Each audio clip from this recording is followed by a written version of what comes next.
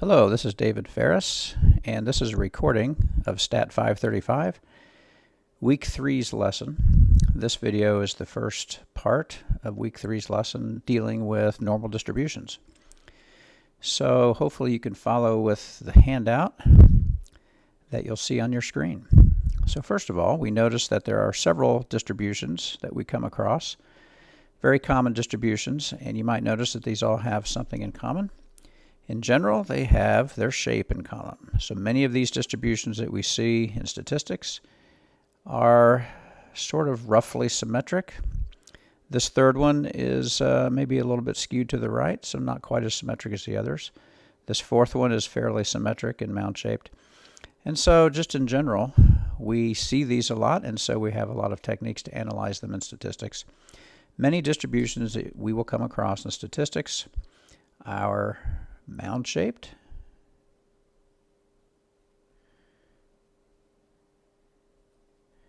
and roughly symmetric.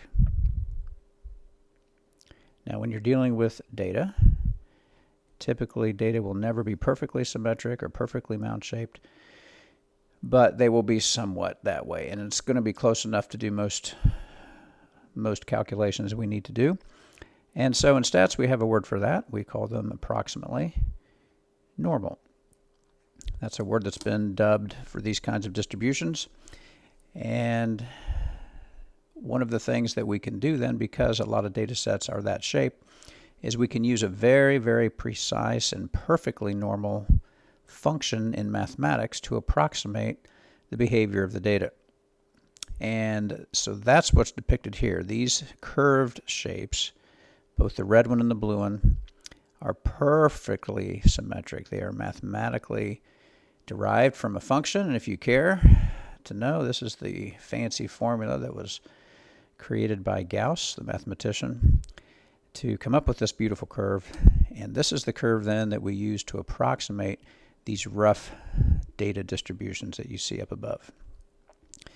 So from our previous lesson, we did learn a rule about this particular distribution. A normal distribution, the basic version, which is sometimes called the standard normal distribution, is centered at 0, and then each unit is one standard deviation. So if you draw a normal model that is the basic one or the standard normal model, you'll notice that the center of it is 0, and then when you go out 3 standard deviations on both sides, you generally have covered most of the area. Almost 100% of the area under this curve is covered by going out 3 standard deviations on both sides. And then there's this rule of thumb that we talked about in class, that if you go out 1 standard deviation on both sides, approximately, and again this is just kind of a rough estimate, but approximately 68% of the area is within 1 standard deviation of the middle. So in the standard normal model, we would say plus or minus 1 z-score. Remember, a z-score is how many standard deviations you are above or below the mean. And so when you go 1 or -1 in between there, roughly you have 68% of the area. Roughly 2/3 of the area of this curve is within 1 standard deviation. When you get out to 2 standard deviations, it turns out to be quite a bit more. 95% of the area under this curve is within 2 standard deviations of the mean. And then by the time you get out to 3, it's virtually all. In fact, if you look with your eyes, it's very difficult to see any area that is beyond 3 or -3 standard deviations. Now the truth is, this distribution goes on to infinity and goes on to -infinity, but by the time you get past 3 or 4 standard deviations, there's really hardly any area underneath that. So one of the things that we can use this for is to find percentages in between numbers or percentages above, below. And because the entire area underneath this curve is exactly 1, again according to that mathematical formula that we saw, since the area is 1, this model is used many times to talk about probability, because we know that all probabilities of some sort of an event all the possible probabilities would add up to 100%. And so this would be a great model for probabilities. Also in statistics, we talk about that. So let's deal with a problem. This is one like will be on your quizzes in your practice. So here I have data, real data from the United States Olympic team from the 2016 Olympics. These are their heights, and you'll notice that the distribution is one of those that is roughly symmetric. It's mound-shaped, and so we can say is approximately normal. And the scale that I'm using here, you'll notice, is the scale in inches that the data was originally given in. But let's imagine if you took every single Olympian's height, every single one of these, take every single Olympian height and calculate the z-score. If you did that, then this is what the distribution would look like, where athletes that are close to 0 would be the ones that are close to 70.3, since the mean height is given to be 70.3. That would translate to a z-score of 0. Athletes that are 4.7 above average would be located about right there. Those that are 2 standard deviations above average would be located here. So the bottom line is you could take every single height of an Olympian, find their z-score, and graph it, and you'll notice they look exactly the same. So even though the scales are different, this is now on what we would call a standard normal scale from 3 to -3. The distribution looks exactly the same as far as its shape. So that then will help us do some calculations. In fact, you'll notice the second diagram here, I've just overlaid a normal model on top of the score heights, or the height data. And so what I like about this is you can see that simultaneously we can look at this data 2 ways. We can look at it in terms of its z-scores, and we can also look at it in terms of the height scale. And basically, anytime you have a set of data like this, you can think of each data point in 2 different scales simultaneously. So let's see how this looks when we are actually doing problems. How about asking these questions here? What if we were trying to find the probability, and we could almost, substitute the term percent. What's the percentage of Olympians, or what's the probability that an Olympian height is between 65.6 and 75? Well, if we sketch this, going back to the original mean and standard deviation, the mean was 70.3 inches. So if we sketch this, we would put 70.3 right here. 70.3 is the mean. And then the standard deviation is 4.7 inches. So if the standard deviation, which is denoted with sigma, is 4.7 inches, we can label a sketch just for this particular problem. So if we go up 4.7 inches, that would be exactly 75. If we go down 4.7 inches, that would be 65.6. So if I just go down 1 standard deviation to the left and I go up 1 standard deviation to the right, the scale is labeled with 65.6, 70.3, and 75. And that just happens to be the numbers that I picked for this problem. So if the question was, what's the probability that an Olympian's height is between these 2 numbers, it would be like asking, what's the percentage of athletes whose heights are between 65.6 and 75? Well, we can go back to that rule of thumb. This is 1 standard deviation on both sides. So without even doing any calculation at all, we could say with some confidence that, well, it's got to be pretty close to 68% based on that rule that we learned earlier. Second question, what would be the probability or the percentage that are either greater than 75, that would be out here, or less than 65.6, which would be out here? Well, that area is really just the rest of the area. So since we know the area under a normal distribution curve is 100% and there's 68% in the middle, to find this answer, we would just have to take 100% and subtract 68%, and that would give us about 32%. So about 32% of the area is beyond 75 or less than 65.6. Another thing just to keep in mind, because we went exactly one standard deviation above and below, this is perfectly symmetric. So we could even split this up further and say, well, if there's 32% total, that means there's 16% in each of the tails of this distribution. So if we were just wanting to know the percent above 75, it would be 16. Same for below 65.6. And then third question, what about less than 60.9? Well, we might need another diagram for that. So the mean is 70.3. If we go down one standard deviation, which is 4.7, we know that's 65.6.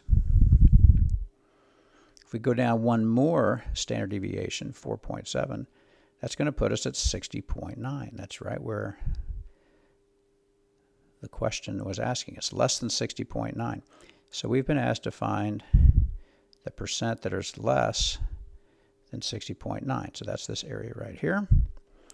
And we want to find the percentage. It clearly, just by looking at it, it's got to be a pretty small number. So how much area is here? Well, you know, if we would have gone out positive 2 standard deviations, we've got a rule for that. We know approximately 95% of all the area under the curve is between 2 standard deviations above and 2 standard deviations below the mean.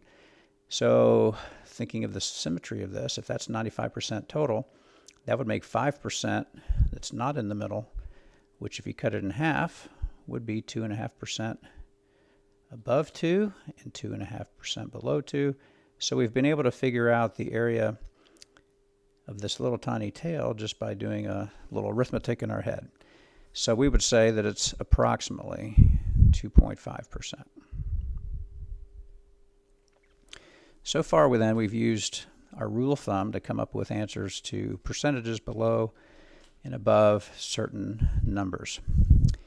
The problem then becomes a little more complicated when we're not just right on 1 standard deviation or 2 standard deviations. If that happens, there are multiple ways we can figure this out. The first way would be to use a table. When you are doing your quizzes, you will be given the option of clicking on a z-table. A z-table is just a table of z-scores or a table of standard deviations. So the question I have printed first here is, what if we were trying to find the percentage or the probability that the z-score is less than 1.58? Well, less than 1.58, if we go back to this one, let's just call this 0 and 1 and 2. Less than 1.58. 1.58 is going to be just a little bit past halfway between 1 and 2. So now that question was asking us to find the area below 1.58. Well, that's not right on 1 or 2 standard deviations, so it's going to be difficult to do that in our heads. In fact, impossible to do in our heads. Fortunately, we have tables and calculators and even Excel that will do this for us. So let's start with the table. If we're trying to find the percentage or the probability that's below a z-score of 1.58, one of our options is going to be to look at a table. This is what the table will look like on the MyStatLab quiz. And so there's two tables. One table has z's that are positive, like this one, and then there's another table you can click on that has negative z-scores. So they have it in 2 halves. One table's for above 0 and one table's for below 0. So to read this, you go down through the z column and you see 1.5. That gets you your first digit. And then the second digit of accuracy is in the top row. There's the 0.08. So you put those together, you have 1.58. When you find that number, it will be right there. So at the intersection of the 1.5 row and the 0.08 column, we find 0.9429. 0.9429. So in a decimal, that's the answer. Now, likely on the quiz, they will want you to enter it as a percentage. So we would change that to 94.29%, and that, I believe, is what you type in the field in the MyStatLab homework and quiz. If you're wanting to find the probability it's less than negative 1.23, you would do something similar. except this time you would need to open up the other table in the quiz that would have the negative z-scores. But you would intersect the 1.2 with the 0.03 in the top row, and you would find the answer to that. Now, what if the question was not in z-scores, but rather in raw scores, like 72 inches if this was the Olympians problem? What's the probability that an Olympian is above 72 inches? Well, again, if you go back to the scale, 72 inches is somewhere in here. It's between 0 and 1 standard deviations. It's 72 would be somewhere in here. And the probability above that is going to be a little more tricky. So for that, we can do a couple things. We can first, if we wanted to, we could calculate the z-score by hand. The z-score formula we learned last time in class, that would be 72 minus the mean, which is 70.3, divided by the standard deviation, which is 4.7. Once we find the z-score, then we can do it the same way we did with these other two by looking it up on the table. And you can also find the z-score if it's a problem where you're trying to find between. You could find the two z-scores first by using that same formula. And once you found the z-scores, then you would look it up in the table and simply subtract the two percentages that you got. But fortunately, that method is not one that probably we were going to use. There's a much more simple and faster way of doing this, and that would be to use technology. So one option would be to go online. There are 3 pretty good online calculators that you can use. We also, of course, have PHStat on our Excel program. So I would suggest one of those 2 options as being the quickest one. So let's go back to this greater than 72 problem, and let's see if we can do it with an online calculator. So one of the online calculators that you have at your disposal is one that looks like this. I believe this is the first option that I have printed. And so you'll notice that it gives you, by default, a normal model with the area above shaded. Now, we were wanting to find the area or the percent above 72, but that was, of course, in the scale of inches. So what we're going to have to do is, first of all, type in the mean and standard deviation of this particular problem. The mean would be 70.3 inches, and the standard deviation was 4.7 inches. And I got those numbers from the problem of the Olympians. And then I want to find the percent above 72 inches. So what I've done simply is entered my parameters of the problem in the mean field for the population of athletes and the standard deviation. Put those in there first, and then I want to put it above 72. Notice all these are going to be in inches. The mean of the population in inches, the standard deviation of the population in inches, and then the above 72 comes from the problem that I'm doing. And then you've got an option of choosing above or below or between or outside. And so once you have entered everything you need, well, actually, I guess it's automatic. So you notice there's the answer sitting right here in this cell. It was created automatically. So 0.3588 was the right answer. 0.3588. Or 35.88%. That would be the answer you put in the field on the PHStat quiz. Now we could also do between 60 and 72. That wouldn't be too bad. With the same calculator, between 60 and 72. Now I want the between option. Between, type in 60 and 72, and click outside the field so it registers. And we see the probability is 0.627. 0.627, which is 62.7%. So I would use the calculators either online, like we just did there. You can also use PHStat in Excel. The other 2 calculators that I gave you look like this. What I like about this one is that when you drag your cursor across, it gives you a little more intuitive feel for what kind of areas go with how many standard deviations. It also still gives you the option of typing in the mean and standard deviation for a particular problem. So we could still type in our 70.3 if we wanted to do that, and our 4.7. And then you can see the scale at the bottom has changed to those Olympian heights, but you also have the 1, 2, 3 standard deviations on both sides simultaneously with that. And it gives you both the shaded area, which is kind of in between two numbers, and it gives you the white area. So that's a nice one.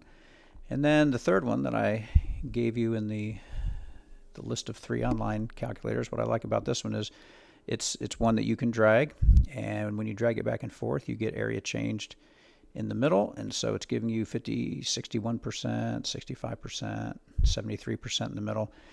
But if you trade sides and bring it to the other side, then it will give you the area of each tail, left and right. There's also an option to change it to just one tail. And when you do that, it's just going to give you one tail at a time. So you can have non-symmetric tails and figure out the area above or below. And that's pretty nice. You can also change the mean and standard deviation to any scale you want. You can go back just to the regular old standard normal model if you care to. With 0 and 1, it will do that. But you can also change it to any other scale, whether it's Olympian heights or other things. Now, if you're going to use PHstat, that's another great option. The PHstat has a normal calculator built in. You first want to go under probability and probability distributions, drop-down menu, go down to normal. When you do that, this window pops up, and it gives you much the same thing that we just saw on those online versions. You can change the mean and the standard deviation to anything. The default, of course, is the standard normal with 0 and 1. You can do probability below, probability above, probability between. And then another nice feature of this one is you can go backwards. You can actually type in, let's say you might want to type in 95%. And what this will do is it will actually give you the X value that gives you 95% below. And then this final one, let's just say, I'll give you an example. If we typed in 68% here, and you clicked on that one, this is going to give you basically one standard deviation because 68% is between. So this last one, even though it doesn't really say it, this is for knowing the between percentage. It will calculate the X value that you need. And then this is the printout that you get when you set this up. So you get everything you need. You get the Z value, you get the probabilities below and above, you get the probabilities between. So the way I've set this up, just as default, there's the standard normal model. I wanted to go from 1 to -1 standard deviations, and we know that that's about 68% of the data. But it also gives you the percent above. So the percent above that mark would be about 16 on both sides. And then you also have the cumulative percent. So it gives you everything you need to answer questions. So the PHstat version is also very good. Another question you will have to know how to do is how to compare two people, or two heights in this case. So I'm going back to the Olympic data again, and my question is, who's higher, a basketball player or a gymnast? And you look at it, you might think, well, obviously the basketball player is higher than the gymnast by 12 inches. But there's the rest of the story. The rest of the story is this is 76 inches in a distribution where the standard deviation is a lot higher than the gymnast distribution, which has a much smaller amount of variation, much smaller range, much smaller standard deviation. So what we really need to do is compare each player with their own population, compared to their own population. So what we want to know basically is would a basketball player be taller than a gymnast relative to their own population? So I picked out two players that I believed to be worth comparing. So I've got a gymnast. I can tell I've got a typo here, so I'm not really sure which number I meant to use. Oh, okay. Actually, there's no typo. I just misread this. So Kristen, who is the gymnast, is 69 inches tall. Brianna, who is the basketball player, is 76 inches tall. So it looks like Brianna is 7 inches taller than Kristen, so she's taller. But relative to their populations, let's look at this. If you calculate each Olympian's z-score, that will tell you the rest of the story. So Kristen's z-score, when you take her height minus the mean height divided by the standard deviation, is 1.38. So the gymnast is more than 1 standard deviation above average in height. But the basketball player, Brianna, she's really just a little bit below average. So really now, comparing these two players relative to their own populations, you might make an argument that Kristen is actually taller because she's way more above average in height among gymnasts than Brianna is among basketball players. So Brianna is really just kind of an average height in basketball players, whereas Kristen is really a pretty tall gymnast relative to each group. So that's one of the problems that they'll have you do is compare z-scores to see relative to each group who is more extreme in height in this case. So this would be a really good time to pause the tape and go to your practice problems, your PhStat, or not PhStat, but MyStatLab. Go to MyStatLab and do the homework practice problems 1 through 4. That will practice what we just did. And after you get finished with those 4 problems, restart the video and finish the last part of this lesson.